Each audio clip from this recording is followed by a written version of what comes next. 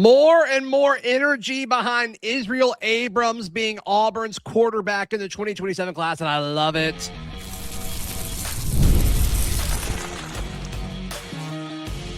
You are Locked On Auburn, your daily podcast on the Auburn Tigers. Part of the Locked On Podcast Network, your team every day. Yes, welcome on into Locked On Auburn, your daily Auburn Tigers podcast. I'm your host, Zach Blackerby, and thank you so much for making Locked On Auburn your first listen every single day. We're dapping it up with the Darrell Dapprich, Montgomery radio legend. We'll talk about Auburn basketball. Goodness gracious, they need this one tonight, Darrell. They need it bad. Also, a position battle on the offensive side of the football heading into spring. We actually differ on this one. And then the main thing I want to talk about, Israel Abrams and the traction around him, Darrell, going to the Auburn Tigers. I mean, a lot of people are feeling like Auburn's a big leader here.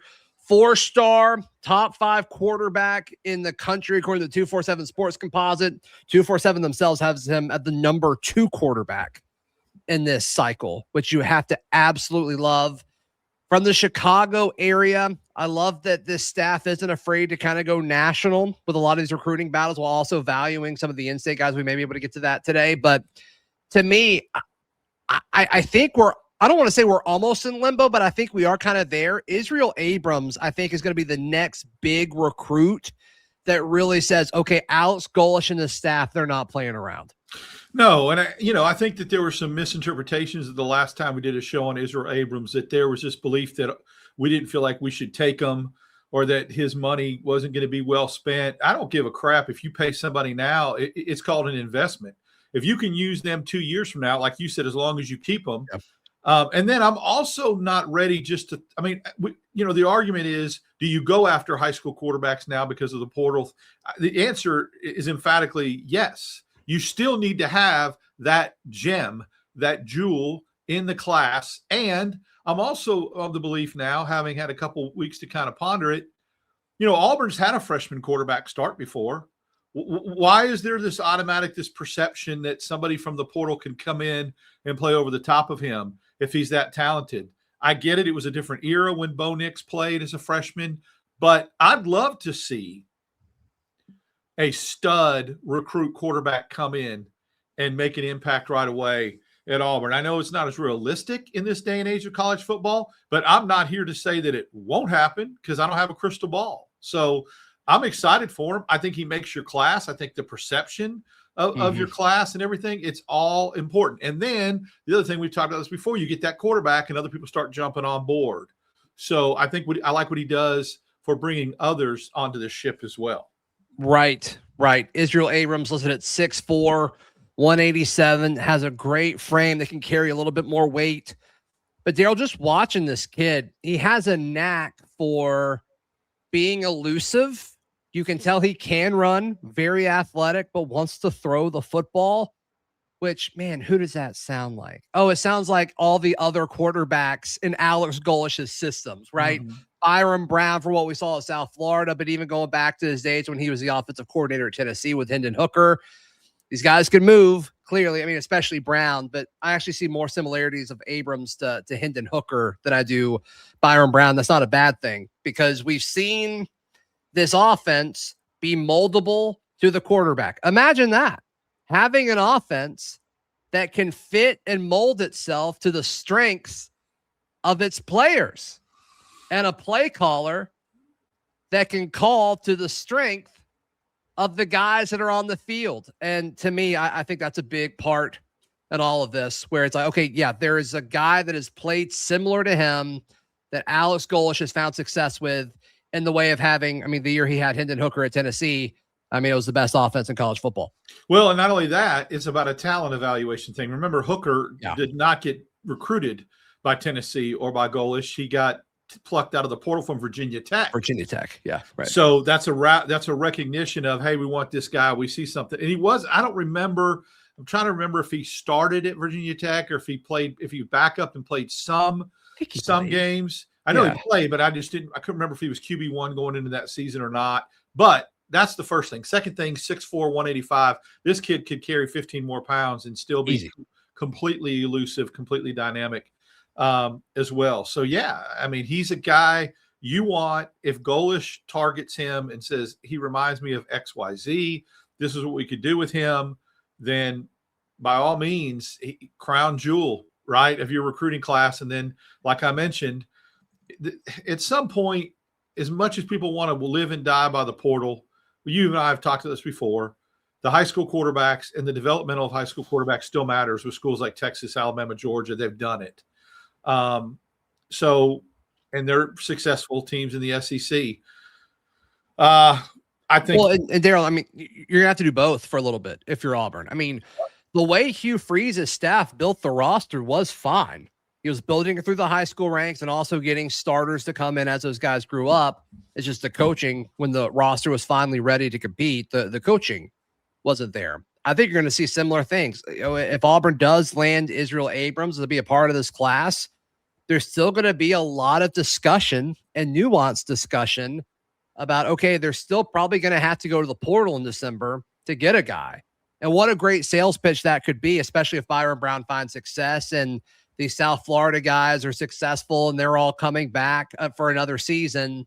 And you're able to say, hey, you're going to come in and be, spend your last year of eligibility here. And then we're going to let you hand the keys on your way out to Israel Abrams.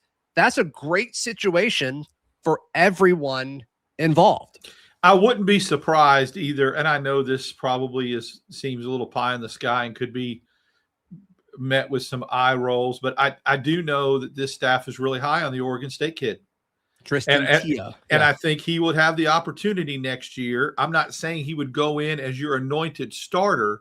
I do think that even if Auburn was to go out and get another kid in the portal, and then you have Abrams, that Tia would be in the mix. What a feather in the cap that would be for Golesh if he turned out to be. I mean, you talk about talent eval. He would have nailed this. That's what I'm saying. He sees something in him. And it's not like the kid hasn't played football at that level. He did. He started some games for Oregon State, who last time I checked still, I guess, is considered a Power 4, but barely. Yeah, P4, kind of. Yeah. Yeah, so, and I mean, he didn't play enough to, like, he's redshirted, though, correct? He's a redshirt freshman. I think he played in 4 games. Did he not? Maybe 3? So, yeah, he's right. a redshirt freshman, yeah. And, like, to be fair, and I said this when we got him, like, okay, for him to be QB2, we assume he'll have to win it from Lachlan Hewlett. I think he will, if I had to pick. But it doesn't make sense for him to go somewhere. I mean, look at this from Tia's point of view. Okay, I want to be QB2. I'm fine being QB2 at a different, for a different situation outside of Oregon State. Behind a guy who's elite, was elite a year ago, but he's only going to be here for a year. So I get to compete for a starting job next season. I'm sure that was part of it.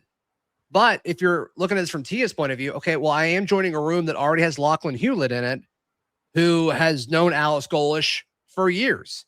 And then also Reese Brush, the true freshman that they signed from the high school ranks, has also known Golesh for years, just through the nature of the recruiting process. So if you're Tia, you had to like what you were told, because you've got to trust them that you're going to be given a fair shot on this. So I do think that conversation had to be interesting.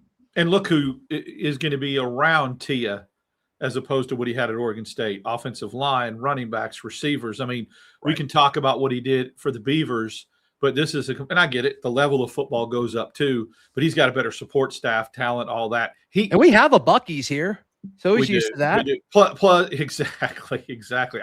Listen, this tells me that this kid's got some moxie about him. He's not afraid to compete, and I like that. He's got some self-confidence.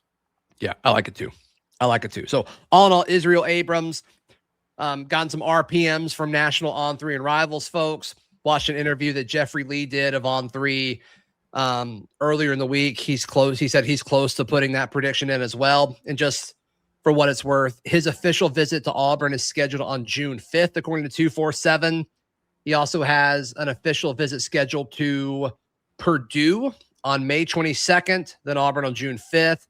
He's got an official to FSU scheduled on June 12th. And then the following week, an official scheduled on the 19th of June to Kentucky. So we'll see if they get a commitment before all that happens and if some of that structure and schedule goes away.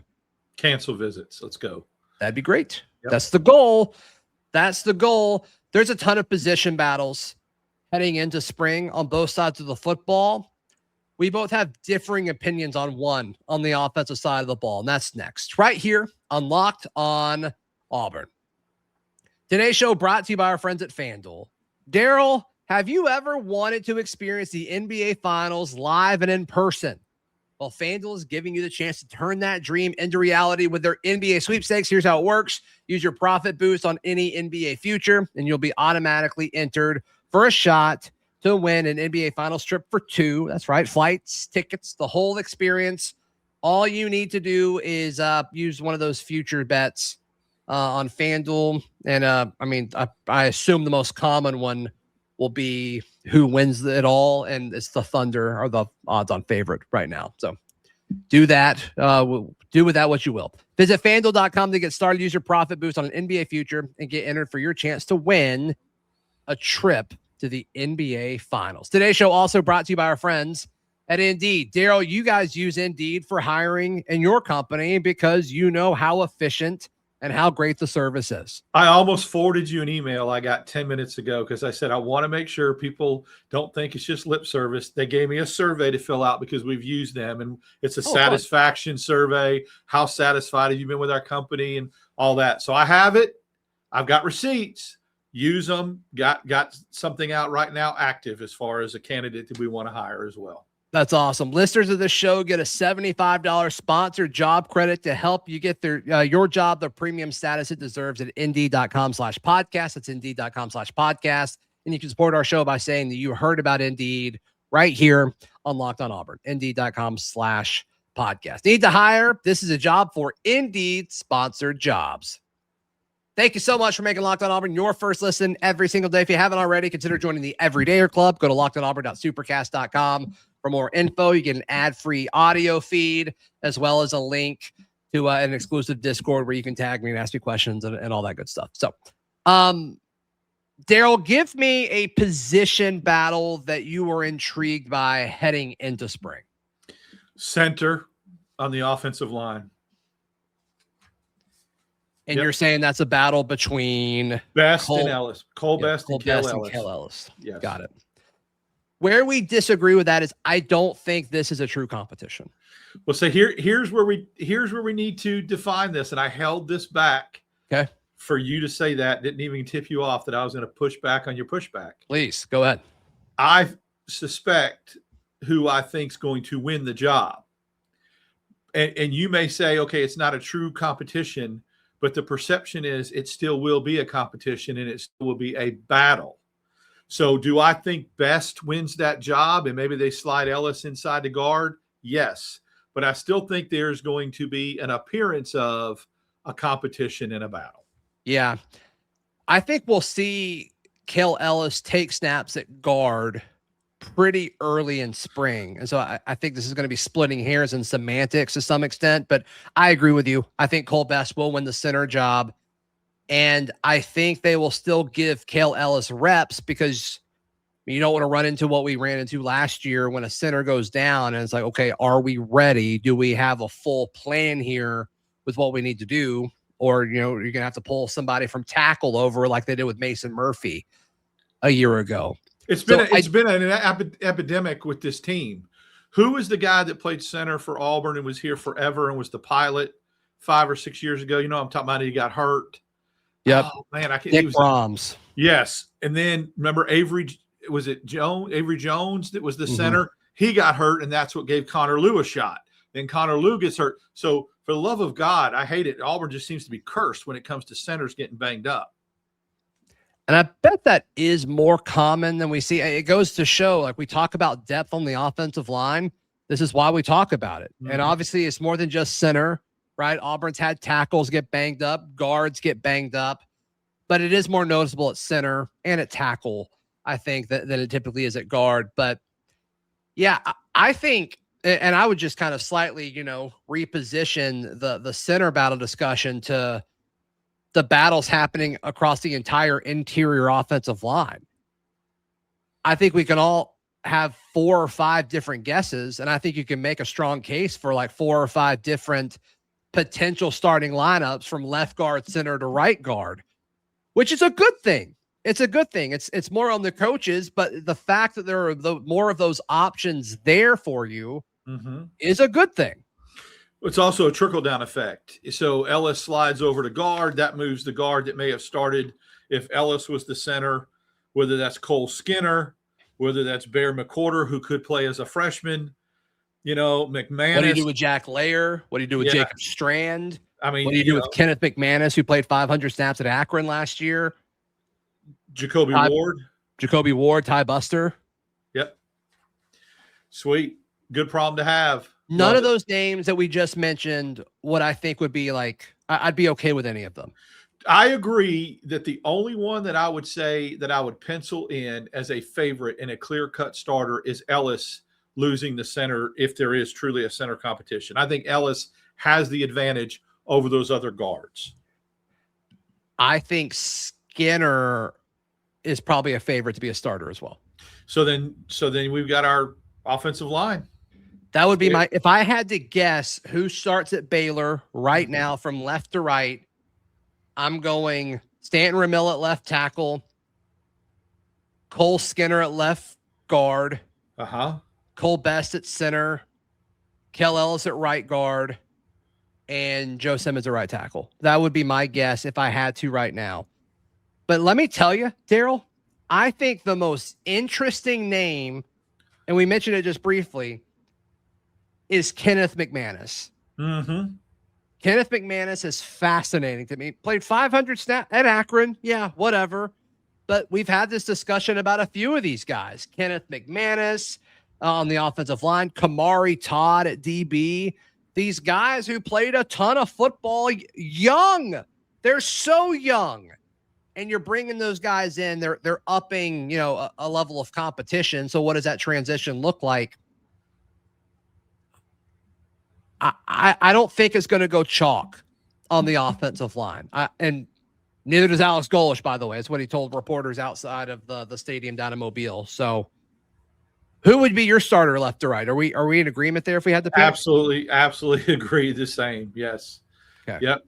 And I don't care that McManus was at Akron because Britton was at Western Kentucky and Dylan Wade was at Tulsa. So, whatever. Matters less than it used to. Yep. Matters less than it used to. Oh, yeah. And Cole Best and Cole Skinner were at USF. So there we go. And look, Joe Simmons was at James Madison. I know they made the playoff and all that, but it's like, I don't know. It's not like, surefire things. So just different age, different era. I think they're going to have a hard time keeping Jacoby Ward off the field, though, too. I just have a sneaky suspicion of that. We've been hearing some things. What a great problem. What a great problem to have. Tackle, I think, is a little bit more cut and dry. I don't know how much competition there's really going to be at tackle, but that's okay. That's fine. And I assume those guys were chosen for that reason, and that's okay. Man, Auburn basketball needs to win tonight, and if they don't, it would be bad. Let's discuss Auburn at Mississippi State tonight. That's next, right here, Unlocked on Auburn. Today's show brought to you by our friends at Mazda. This is Mazda's moving the game forward. For those who show there's more to the score than what's on the screen. Darrell, I've mentioned Tahad Pettiford moving the game forward, especially since he's put the headband on. It seems like he's scoring 20 points a game now, especially when he's needing to step up. And obviously with no Keyshawn Hall, their last outing. Are you okay with us saying Tahad Pettiford's our guy who's moving the game forward right now, or you want to shout somebody else out? No, he absolutely is. Murphy is coming on a little bit too because he's unexpected. Tahad's kind of a guy that you would expect, but that's true. I think Murphy is an honorable mention if we were to do that. Love it. Mazda puts the same passion into every model. Highlights make the real. What it takes to get there is what makes it count. There's more to a Mazda because there's more to you. Final few minutes on today's edition of Locked on Auburn. Auburn heads to Mississippi State, Starkville, one of my least favorite places on the planet. And a game that they should win. Darrell, there's not a line out yet, but I'm expecting them to be favored by a decent bit. The ESPN analytics really favor Auburn in this one. And for all the people like, well, that doesn't mean everything. Like, yes, that's why they play the game. That's why, yes, it does not mean everything. And this has been an interesting and I think important conversation over the last few days And some of it comes from frustration because Auburn's lost 4 straight games, and 2 of them they absolutely should have won, and the other 2 they look pretty bad in. But this whole push by a big chunk of the Auburn fan base to say Auburn's not a tournament team, and you should, like, every bracketologist out there has Auburn in the tournament. Every single one of them. There's not one that does. I've been actively searching. I can't find it. Auburn's an 8 seed pretty much across the board. Yep. And the amount of Auburn fans that are pushing back is like, oh, well, that's not true. And it's like, what do you mean? Like, that you can feel however you want about this. You can feel frustrated with how it looks. And look, and if Auburn loses out, like so many Auburn fans are it's almost like they're pleading for it to happen. It's very wild, very frustrating.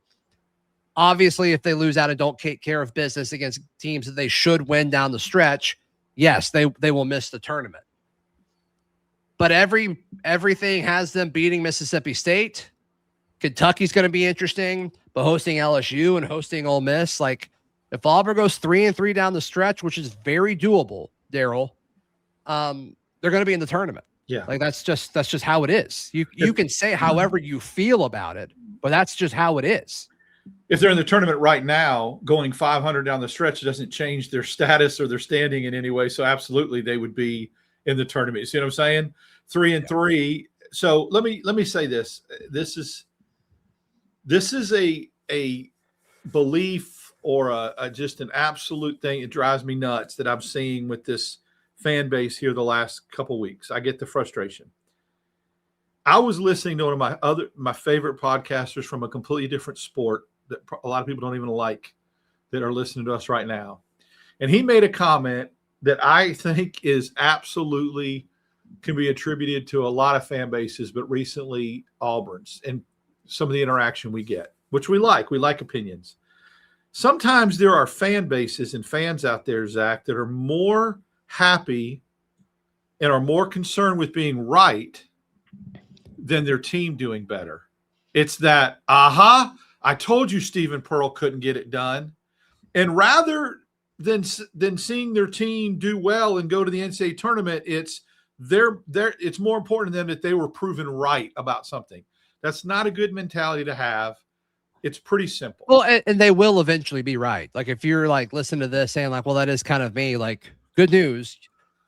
If that's your goal, you will eventually be right because Auburn's not winning the national championship. I'm telling you right now. Auburn's not going to win the national championship. But if you thought that Stephen Pearl was even going to get this team back to the Final Four, then you're not a realistic basketball fan. Right. Your expectation. I mean, I hate trying to tell people what their expectations should be, okay, and how they should feel about the team they pull for and how well they should do. But pulling that aside and pulling emotion aside and taking the fandom out of it, you should be happy if this team would have got to the Sweet 16. Ecstatic, period. Sure. That's the ceiling. So if they get to the tournament and even go one and done in the tournament, I think you walk away and go, okay, time to rebuild for next year and get some things changed. If Stephen Pearl gets this team to the tournament, the other thing that's driving me crazy is this comparison to the team that had Sharif that was on probation that would have not gone to the NCAA tournament anyway. This team is a lot better than that team. Here's why. That team didn't beat Arkansas on the road, Florida on the road, and St. John's in a neutral. They did not have those kind of wins, period. Arkansas at home. At home, right. And I think that if Auburn wins 3 more games, that team didn't win 8 or 9 conference games either. So let's quit comparing it. It's very, very much like the team that got beat by Houston in the second round in Birmingham. Okay. And were they on the bubble until they beat Tennessee? Perhaps. Is Auburn on the bubble right now? No, they're not. And it's not Darrell Dapprich saying that. It's all the people that you've referred to saying it, the experts. The only one that I've seen that didn't feel that way was Jeremy Palm, but even he's come around a little bit. So I think if Auburn's an 8, he had him at a 9, right? Yeah. And if Auburn's an 8 seed right now, if they win 4 of their last 6, and I've said this before, that's what I predict they're going to do. They're going to go 4-2 down the stretch. If they go 4-2 down the stretch and end up 500 in the SEC with that non-conference schedule, they'll probably move a seed line and be a 7 seed. Maybe. It probably depends on maybe. So their final 6 at Mississippi State, Kentucky at home. That was tricky. At Oklahoma, I mean, one of the worst teams in the conference. Then you host Ole Miss and LSU. Both those teams are bad. They're bad. And then you go to Alabama. That one seems tough, but Auburn has won there. So they split last year and both of the road teams won. So who knows? But 4-2 is realistic. I'm picking them to go 3-3, Darrell, but regardless, like I think the outcome's probably going to be the same either way. I wonder if it depends on who you get that fourth win over. If you get that Kentucky win or you get that Alabama win to make you have 4 out of 6, that's another notch in your belt, big time win for the NCAA selection committee that may move you a seed line based upon 4 high quality wins. You're saying if you go 4-2, but one of them's against Kentucky or Bama? Yep. But then you're still losing to somebody you're not supposed to. Well, yeah. If you lose a road game, yeah, you still are supposed to beat Mississippi State, and you're still supposed to beat Oklahoma. Like those would be bad. Yeah. The road loss in Tuscaloosa won't hurt us. No, and losing at Kentucky at home might.